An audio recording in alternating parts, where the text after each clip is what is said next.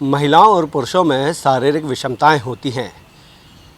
दोनों की शारीरिक बनावट में अंतर होने की वजह से महिलाओं में हर माह कुछ ऐसे बदलाव होते हैं जिन पर आज भी लोगों को बात करने में शर्म आती है और लोग उस पर बात करने से कतराते हैं। दरअसल महिलाओं में हर माह जो बदलाव आते हैं उनकी अगर हम बात करें तो उन्हें आम बोलचाल की भाषा में माहवारी, मासिक धर्म या फिर पीरियड्स कहते हैं। इन दिनों महिलाओं को काफ़ी दिक्कतों का सामना करना पड़ता है। सबसे ज़्यादा परेशानी कामकाजी महिलाओं और छात्राओं को होती है।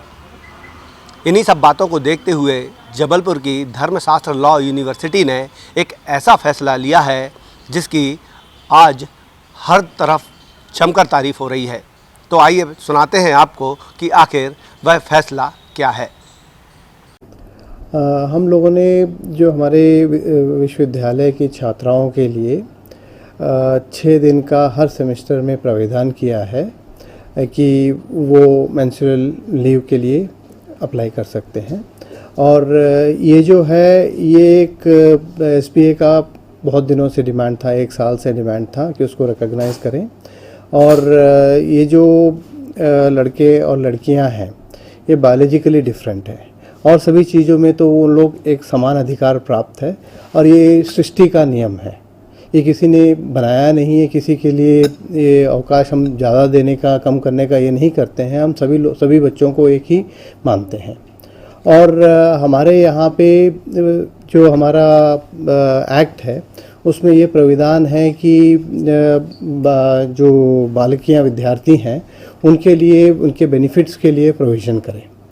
और ये जो है एक मेकअप लीव है। मेकअप लीव उसको बोला जाता है कि जब भी कोई भी विद्यार्थी कोई भी विश्वविद्यालय के कार्य में अपना योगदान देता है या कुछ और बहुत सारे 6 से 7 डिफरेंट कैटेगरी में हमने कैटेगराइज किए हैं और ये मेंस्ट्रुअल लीव को भी हमने उसमें ऐड ऑन किया गया है। और ये हर सेमेस्टर में 6 दिन का उनको प्राविधान दिया गया है। तो क्या इनका जो छुट्टियां हैं उसकी वजह से जो नंबर्स कम होते हैं क्या? ये जो है कि ये नंबर्स कम नहीं होते हैं।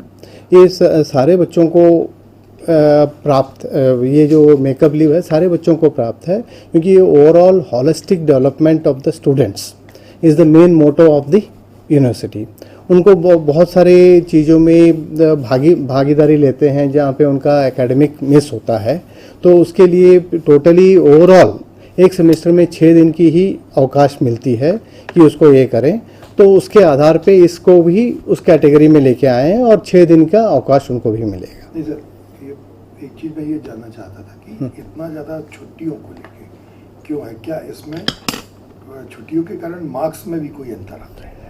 देखिए, मार्क्स में अंतर यह आता है, हमारे विश्वविद्यालय में क्या है कि इतने परसेंटेज पे इतना 3 मार्क्स हम लोग देते हैं और वो उस पर काउंट होता है। 3 मार्क्स टोटली मिलते हैं अटेंडेंस के। हमारे जो टोटली पाठ्यक्रम में 3 मार्क्स का प्राविधान है। अगर उनका अटेंडेंस अच्छा है तो उसको अटेंडेंस के बेसिस के हिसाब से 1, 2, 3 नंबर मिलते हैं। मिनिमम जो है हमारे यहाँ पे जो यूजीसी के नॉर्म्स के हिसाब से, बार काउंसिल ऑफ इंडिया के नॉर्म के हिसाब से 70% अटेंडेंस कंपलसरी है। 70 से कुछ 80 तक, 80 से 90 तक, 90 से ऊपर तक, तो उस कैटेगरी के हिसाब से अंक भी प्राप्त होते हैं।